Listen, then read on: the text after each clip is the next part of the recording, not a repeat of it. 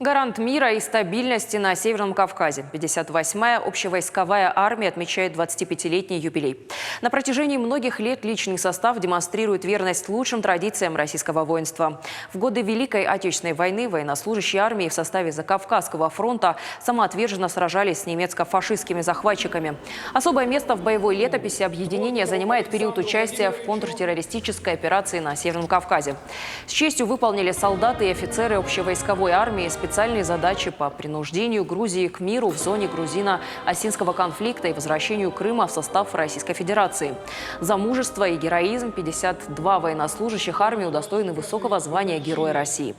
Сегодня общевойсковое объединение является крупнейшим в составе Южного военного округа. Соединения и воинские части 58-й армии дислоцируются на территории Дагестана, Ингушетии, Кабардино-Балкарии и Северной Осетии. Военная база, входящая в состав объединения, размещается на территории Южной Осетии.